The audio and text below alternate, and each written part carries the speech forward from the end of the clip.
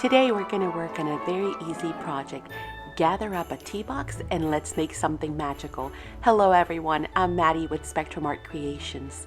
And today we're going to transform an everyday object into something perfect for gift giving or for laying on your counter.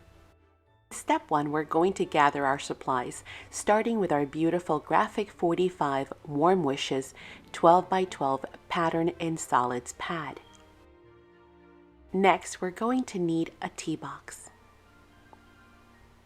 We'll also be using the Graphic 45 antique brass claw feet.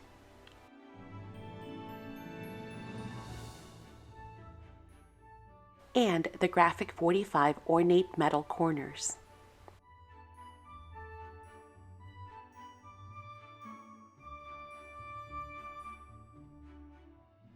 Also, the Graphic 45 antique metal door pulls. And finally, the Graphic 45 Warm Wishes ephemera assortment pack. All of the items will be listed down below in the description box. I'll have links for all of these for you. In step 2, we're going to prep our surface, our box, and we'll do that by gessoing it. You can use white gesso or black gesso, depending on your paper line. Yes, of course, we can use any paper line we like for this project to coordinate any decor or as a gift for any person. So remember to stay tuned till the end because I've got some other samples for you as well.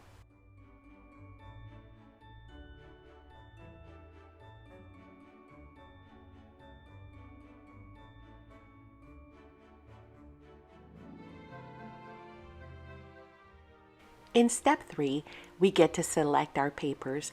This is a beautiful collection with lots of creams and blacks and greens and reds and just very rich colors, but very vintage. So I will let you enjoy the collection as I flip through it.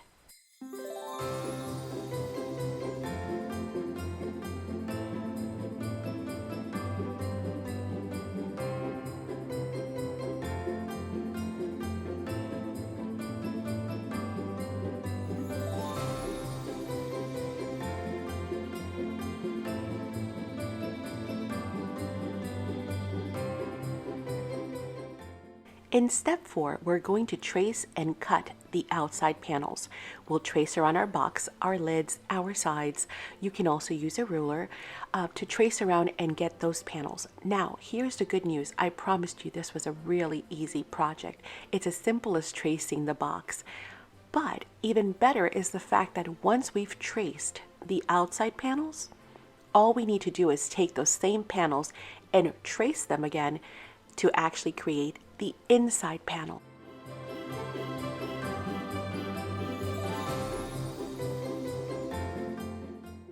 Keep in mind that you'll need to cut down the covers just about 1/4 of an inch on either side in order to give us a nice border around the edge. Otherwise, our panels would be a perfect fit and we wouldn't have any edging on the outside of our box. As you can see here, it's too much of a perfect fit, so we'll need to trim those down. In step 5, we're going to distress the outside covers.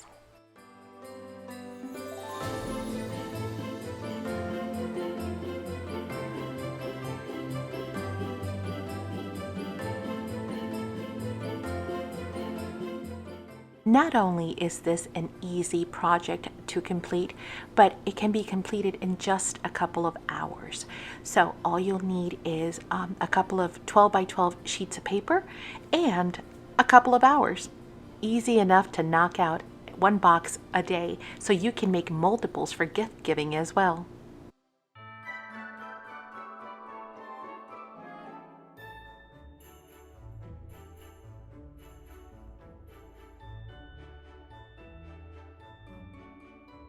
With our outside cover panels all done, it is time to start thinking about our inside cover panels. And as I mentioned, super easy. I've chosen this gorgeous red and golden paper, and all I'm going to do is take the panels from the outside and retrace them onto this gorgeous paper. In step 7, we're going to distress the inside cover panels. Distressing or inking is an essential part to your crafting. It gives your papers or projects a nice polished finish look. It removes the white core and helps your papers to blend into your projects. And now, with our cover panels all done, we are done with the prep work. It is time to move on to putting it all together. We are going to start by adhering our outside cover panels, only the outside for now.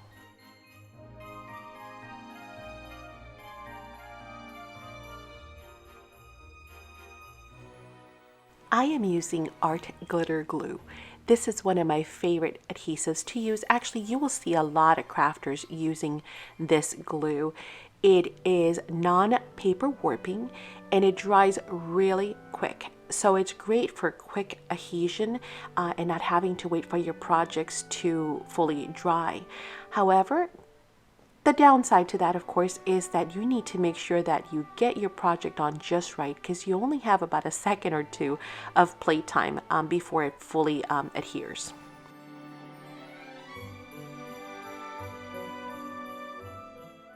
With our outside all done, it is time to move on to our next step, and we're going to be working with the inside cover panels.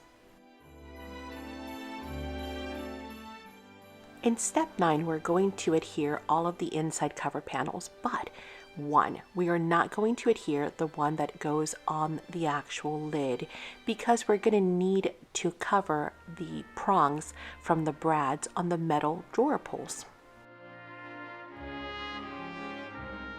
So now we are ready for step 10.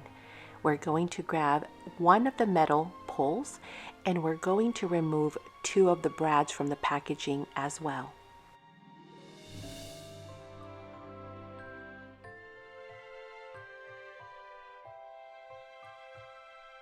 Using a ruler, we're going to find the center of our front cover lid.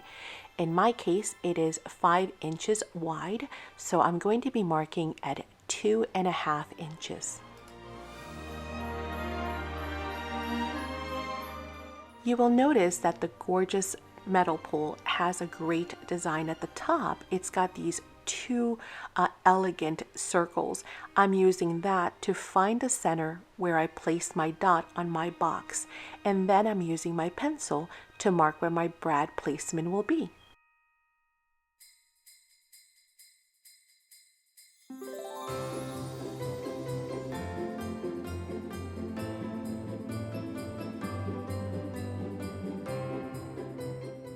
With our pencil markings done for our placement, I'm going to use a craft pick to poke the holes onto our lid for our brads.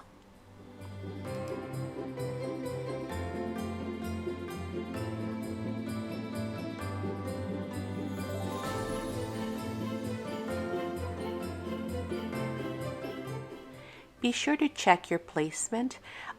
Look at both of your holes, make sure that the height is proper, make sure that your handle will not end up crooked.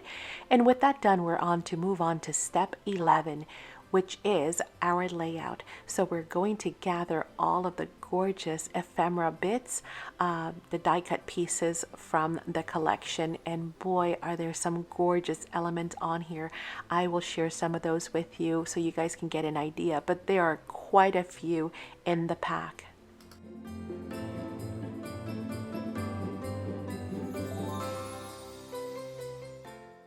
With our ephemera pieces selected, I have picked these wonderful, beautiful pieces. I'll hold them up so that you guys can see and gather them yourselves from your ephemera pack. Once you've gathered your pieces, we are going to distress them in order to once again remove the white core edging.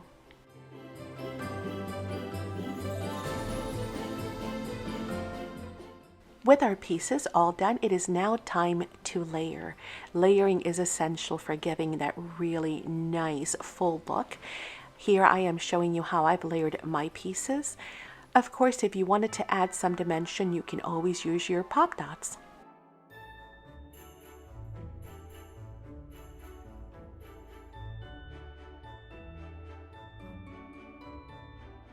Once we are happy with our placement, then it's time to adhere. Now keep in mind that in the back of my mind, I am always thinking I am going to be adding a handle, the drawer pull. I am going to be adding some claw feet as well, so I don't want to lose a lot of this decoration. So I'm going to play around and look at how it's going to look as if the drawer was already in place, as well as keeping in mind the corners for my claw feet.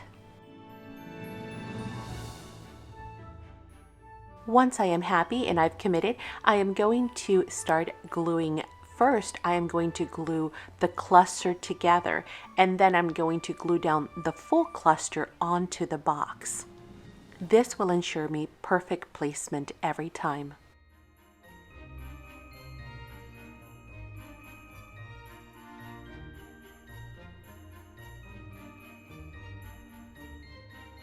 Even without using pop dots or dimensional dots, you can still create a great deal of dimension by gluing some of your elements in the front, some in the middle, and some in the back. It doesn't take a whole lot either to create a really nice layered look while keeping it flat at the same time.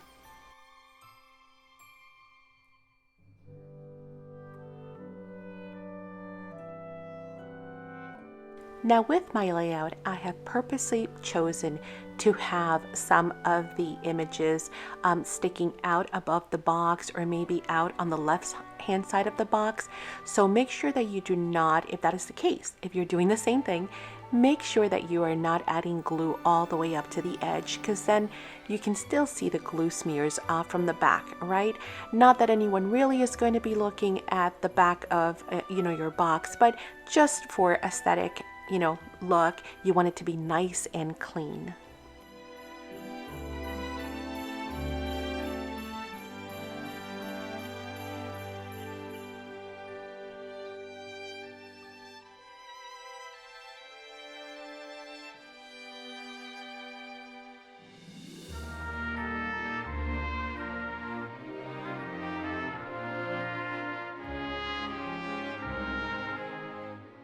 With our front layout all done, that looks great, doesn't it? So pretty with that cardinal in the front. Now we're going to start thinking about our metal drawer pull, or the pull. We're going to need to repunch one of the holes, obviously, because we've covered it with ephemera. So once again, using our pick, we are going to repunch that from the inside. And then we're going to insert our metal pull. We'll start by putting the brads on the outside, right, on the actual metal pull itself, and then putting those through the holes that we've created, and then flattening out the prongs on the back side.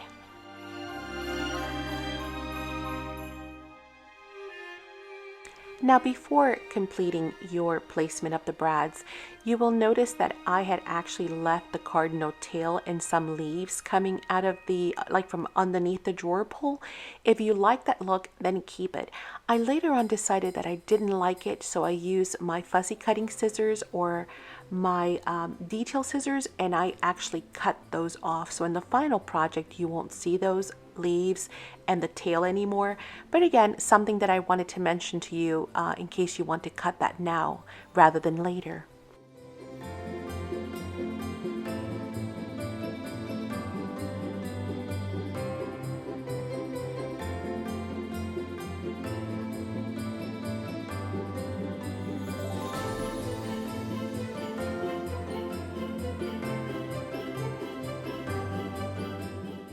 And we now have a pull for our beautiful lid.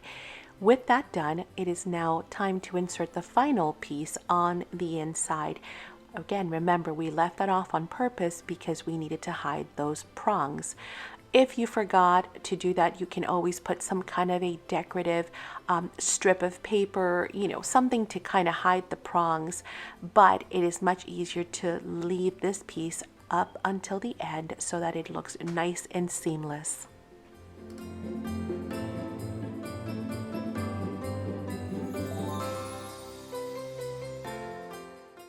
With our pull now fully done and all of our panels covered, it is time to move on to step 13. We're going to finish embellishing the outside of our box. I am going to show you the pieces that I've used. Of course, once again, we are distressing. I have used this gorgeous clock, and I've decided to make it a continuous piece, so it goes from the top of the lid all the way down the back.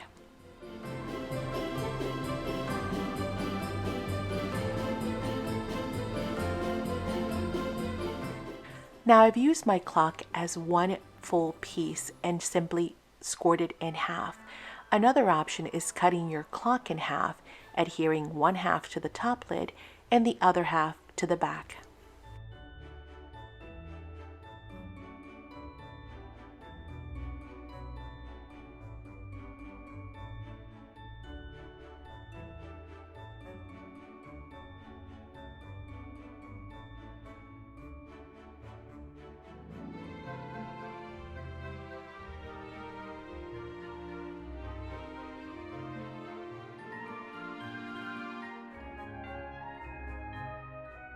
Since I am using my piece as one full piece, I am going to only glue down half of it first to the top, and then I'm going to glue down the second half to the back.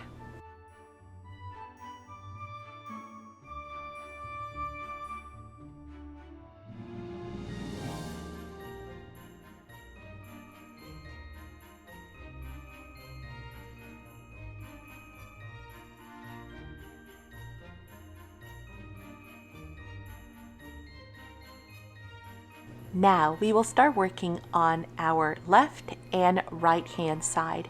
I've chosen the following adorable elements from the ephemera pack. We are going to distress them the way that we always do, but this bird is just so cute.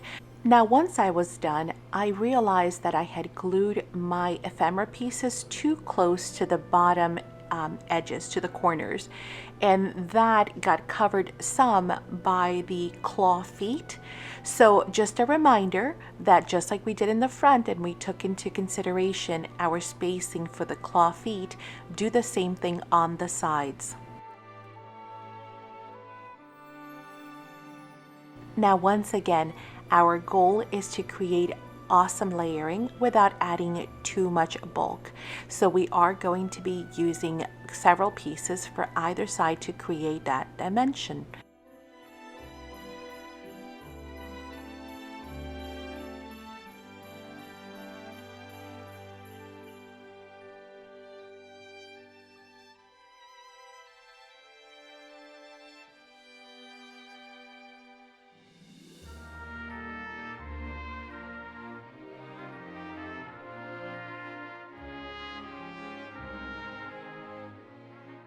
For the right hand side of our box, we are going to use the following images. One, the frame with the red flowers, and it also has this beautiful red and white flower as well. Now, I don't know my flowers very well. Some people, I think, call them poinsettias. Some people call them poinsettias. So the debate reigns on. How do you pronounce it? Do you say poinsettias or do you say poinsettias? Love to know in the comments down below. And then in front of that gorgeous frame, we are going to add our little bird friend.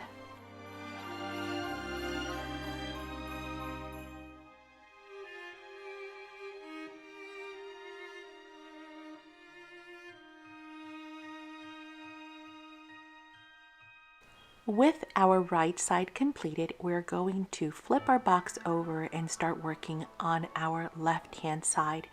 For that side, we're going to use the following three pieces. We're going to use the bird frame. It's got a little bird on it. We're going to use that flourish. It looks like I don't know, a branch or a gush of wind, really pretty golden flourish. And then the black and gold frame or tile. We'll start by placing that golden tile behind the left hand side of our frame, and then we're going to bring the flourish also behind it, but it is going to wrap around to the front of our bird frame.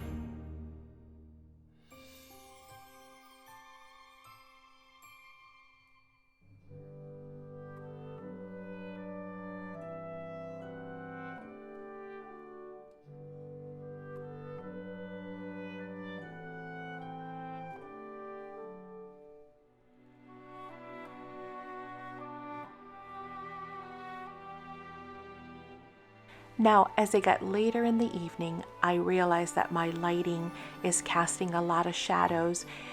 Once I've looked at the video in playback, I realized, oh, I probably should have turned on the side lights so you guys wouldn't have had all these shadows in the video. But, you know, sometimes we don't realize it, and especially when we're in the groove, right? When we are just jamming and crafting, we just kind of keep going. And then, of course, before I forget, you did notice that my flourish kind of stuck out a little bit. You can choose to leave that if you like, or maybe move it a little bit inward when you're gluing it. But in my case, I just snipped that little piece off. So we now have our left side completed as well. We've got the front, we've got the right side, and we've got most of the top. But with those done, we are able to move on to our next step, which is going to be step number 14. We're going to be working on adhering our metal corners. Now, for anything that's metal that is going to be adhered, my preference is E6000. It is a very, very strong glue that will adhere metal onto anything. A little bit goes a long way. I will put the link on that as well in the description box.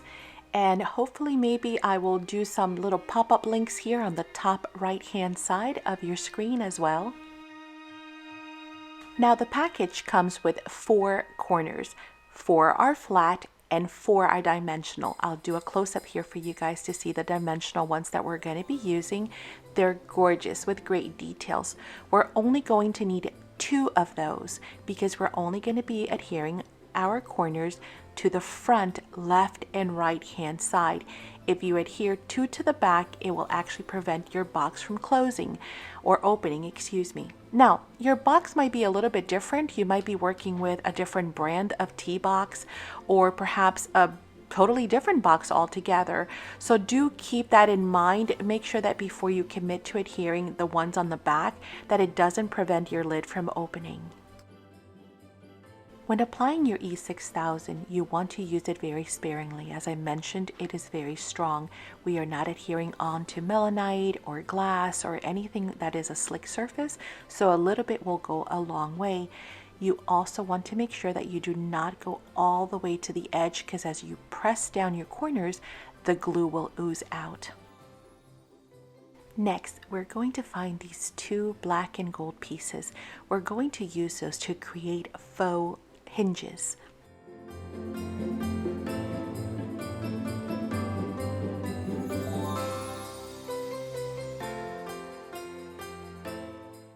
To create the faux hinges, I'm going to glue half of the embellishment to the top of our box, and then I'm going to wrap it around and glue the other half to the back.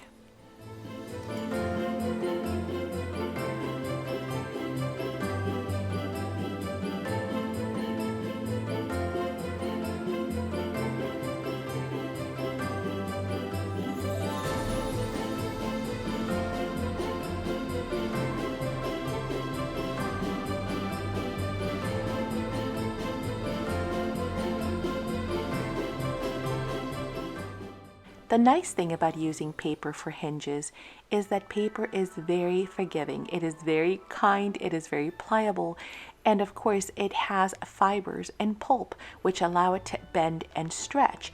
So it is perfect for creating a faux hinge in the sense that it will actually work with the lid as it is opened and closed.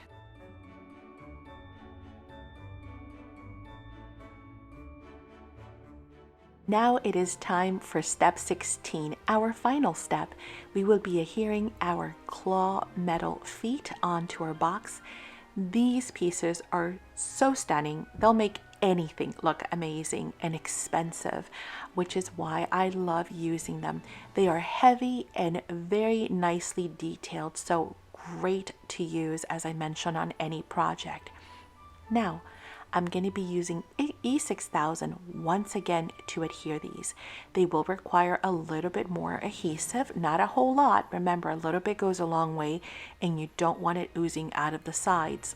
The other thing is you will need to leave your box untouched for at least a couple of hours just to make sure that they are nice and well adhered before you actually put it, right side up and put weight on those legs. So I highly recommend that this is the last step that you do and that you leave them for at least a couple of hours without it being touched.